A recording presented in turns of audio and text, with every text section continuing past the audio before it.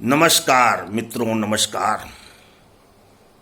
भारतीय गणतंत्र के 72वें गणतंत्र दिवस पर सभी देशवासियों को शुभकामनाएं।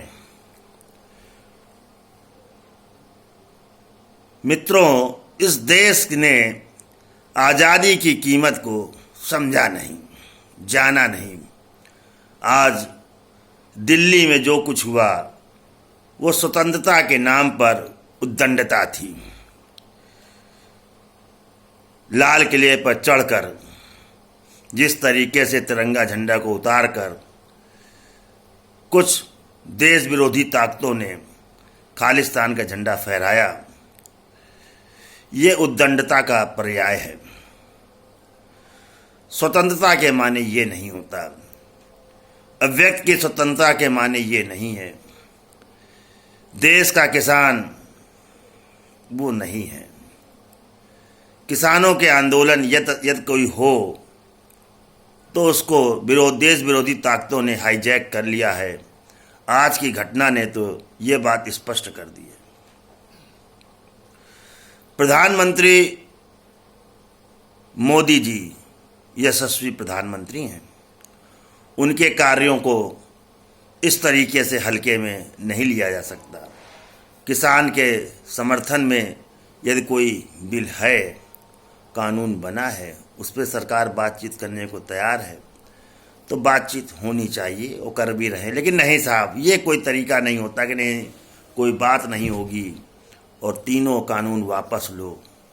ये मात्र हठधर्मिता की बात है।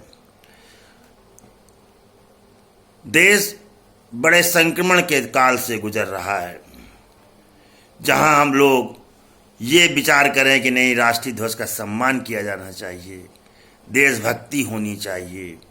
वहीं दूसरी लोग ऐसी ताकतें जो कि देश की राजधानी दिल्ली में अराजकता का माहौल पैदा करने के लिए सुनियोजित ढंग से कार्य करें। सभी देशवासियों को सजग रहने की जरूरत है। विचारधारा एक हो या ना हो, ये एक अलग मुद्दा है, किंतु देश हित तो सर्वोपरि होता है। देशभक्ति से बड़ा कोई जज्बा नहीं होता। हमारे एक मित्र बोले, भाई कि राजयोग कैसे पैदा होता है।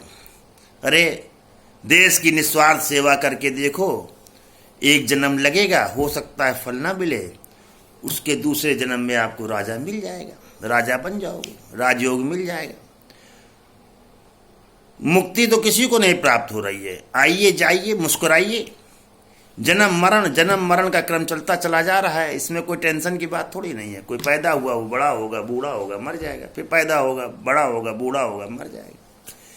उस दौरान देखना ये है कि हमने जो कर्म किए हैं उन्हीं को तो फल भोग रहे हैं, और जो कर्म बाकी रह जाएंगे उन्हीं को भोगने के लिए जब दोबारा आएंगे तो दूसरे जन्म में वो प्रारब्ध कहा जाता है। प्रारब्ध भी तो वही कर्म का वो हिस्सा है जिसका हमें फल प्राप्त नहीं हुआ, बाद में फल प्राप्त होता है। ये सिलसिला चला आ रहा है। तो ऐसे काम मत करिए जिससे कि आपको कष्टों का सामना करना पड़े। धन्यवाद।